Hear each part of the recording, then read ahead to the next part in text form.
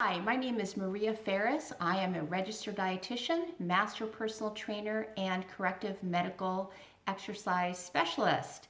And I am 11 days post rotator cuff surgery. And I wanted to share with you what it's been like and how you can be better prepared ahead of time and what you can ask the doctor and some of the items that you can buy that will help make your recovery go a little bit smoother. So, pain management has been probably the biggest thing that my fiance George and I have had to deal with. The first night I woke up, and when the nerve block wore off, I was in agony. So, took my oxycodone as directed my doctor, and I felt better immediately. And then I recognized that I had to be on a really regular schedule. So between George and I, we made up a detailed schedule for me to stay on, and that worked a lot. So it basically consisted of oxycodone, acetaminophen, and ibuprofen. But please ask your doctor about what is right for your specific situation. So I would definitely recommend writing up a schedule and getting that really dialed in and asking the doctor for a lot of detail. I was sort of given the instruction of just take oxycodone when needed. And when we called in the middle of the night one night, they said, oh, well, you can add acetaminophen and ibuprofen if you want to. Well, we weren't told that on checkout at the hospital, so that would have been nice to know. So I recommend getting a really detailed plan for if you're in pain. The other thing that helps with pain is icing. So I recommend you icing 20 minutes at a time. Make sure it's wrapped in some sort of fabric so you don't get like a frostbite burn on your shoulder. And then take 40 minutes off, but really keep out that icing. It helps a lot. And I've discovered what sort of ice bags work and what doesn't.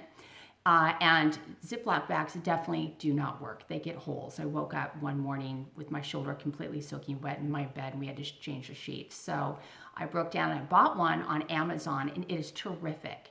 Speaking of Amazon, I will create a blog with links to all of my recommended products that I think have just been really, really helpful, and I think you will too. One of them being the ice bag. Constipation. Being on an opioid makes things move a whole lot slower. So they had given me Miralax to put into water and drink once a day. That wasn't working, so I called and he said I could add prunes. So I added some dried prunes and then senna as well, and that finally worked. So I recommend getting some senna and some dried prunes as well. What's been helpful? Boy, 24-hour care. With my dominant arm in a sling, there's very little I can do with this other arm.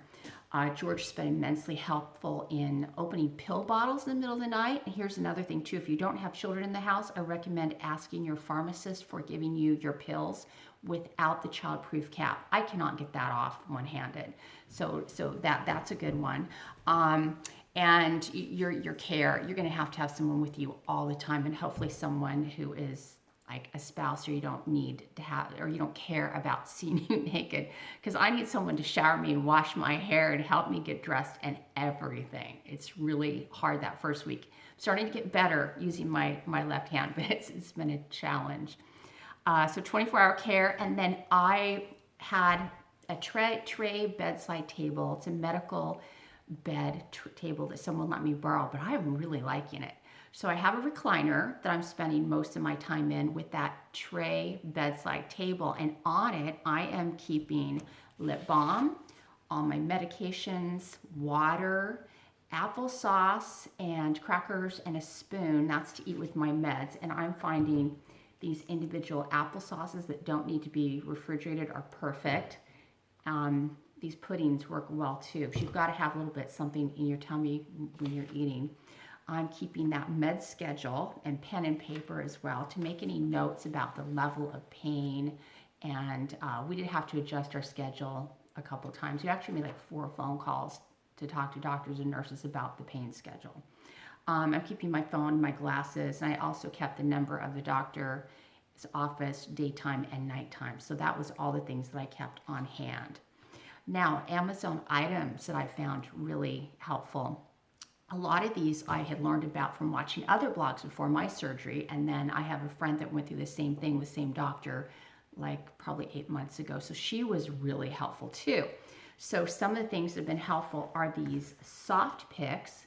I have braces and you need 2 hands to floss. So it makes it really hard to floss. But if you don't have braces, these are invaluable. A recliner, I didn't buy that from Amazon, I got that from Costco, but that's been a godsend as well. A lap tray. So a lap tray is just a tray that has padding on it that you can put on your lap and it can help you do some reading on your phone or eat. I used it for eating or for my laptop as well. A bunch of small pillows, and I have a travel pillow that I love, and I found it on Amazon just for you, so I'll leave you the link for that. But it is like a donut disc, but it opens and closes, and you can get it in different sort of configurations. So you can put it under here, or you can even use it to prop up your elbow. Like I said, quality ice pack, a quality sling. This is a better sling that I bought. The one that they sent me home with from the hospital, I didn't really like. It wasn't working very well. Oh, for you ladies, this is an epilator. So shaving your legs becomes next to impossible with your left arm if you are right hand dominant. So this is an epilator. So you just turn it on and it has 72 rotating tweezers that help pull the hair. So I can just sit there and do this and get my leg shaved. So I love that. What else? Oh, Aquaphor. Aquaphor is a product that you can use to put on those wounds that will help it heal and help prevent scarring. And there is lots of research about that too. My dermatologist told me about that. So definitely use Aquaphor and put it on about 4 times a day when your doctor says you can. And typically that's when the bandages come off. Okay, what it's been like. I stayed in all week. I was just tired. I couldn't even read. 5 minutes, I'd be asleep. The pain, it was a lot of difficulty managing the pain and trying to get that med schedule in order. Sleeping a lot, low energy, spend a lot of time icing a lot, and there's no way I could have worked. Typically, I spend my days either in my office doing nutrition consults with people, or I'm out in the gym and I'm doing, guided workouts with people, and there's no way I could have done that. Bathing has been interesting. The first few days, you're not supposed to take a shower. Ask your doctor when you can. But when you do, you've got to either keep your sling on. So I've got another sling that I use just for the shower. And then the first few days, I just got in the tub with George's help and just, kind of did a little sponge bath. And then when the doctor said it was okay, I got in the shower. But I need George to help me wash my hair, or it just takes so long. And then drying is really difficult as well. So basically it's all I've been doing is just, laying around. Probably about day 9, I started to feel a lot better. And so I'd be up for like an hour in the morning, an hour in the afternoon. And just over the days it's progressed, where today I've been up most of the day. Now I read about this and heard about it with blogs, and I'm finding it true. They say about the second week you feel a little bit depressed and irritable. Definitely.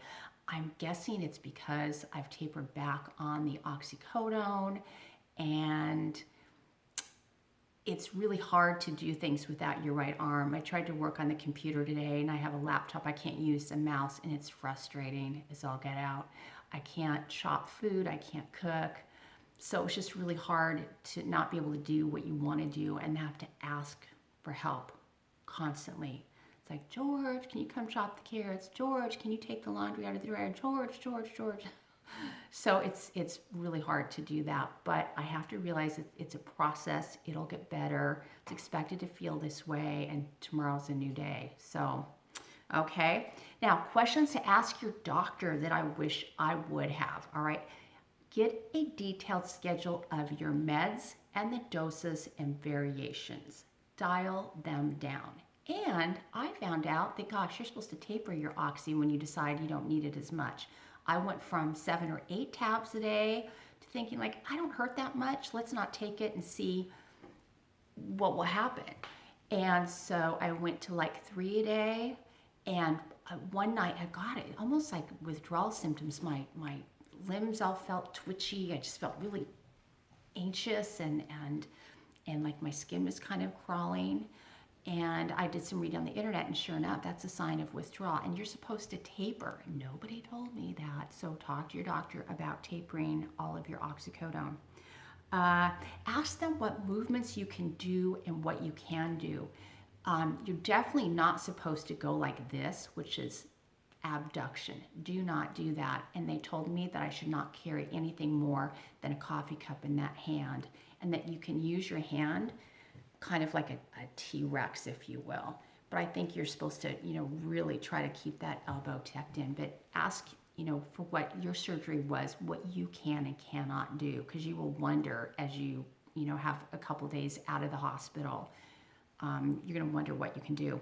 Ask them when you can remove your bandages. I came home with an outside bandage covering it, and then inside I had little like pieces of tape that were covering the holes where they put the scope and the equipment in. Ask how long to wear a sling. I think I'm supposed to wear mine constantly for 6 weeks, and then maybe sometime out of it 4 weeks, but I find out that tomorrow when I go to the doctor. And then ask when you can shower as well. One thing that really helped me is prep ahead. I've noticed throughout my life that if I prep ahead, there's less anxiety, and I don't like anxiety. So I made a list of everything I wanted to accomplish before the surgery. Here's my list. I cleaned out and bought products for the pantry. I am stocked with all paper products and pantry goods that we might possibly need for like 2 months. I cleaned out the freezer, organized it, and bought items that would be really easy to prepare, and I'll talk about that later. I wanted the house 100% clean, so the morning I went into surgery, that house was clean, and I hired a housekeeper, so she's coming tomorrow, actually. I wanted my car washed. I took the top 2 dogs. I've got them. Here's one. If you can see one. There's one here and one on the floor. But they went to the vet and went to the groomer, so I didn't have to worry about that. And beauty.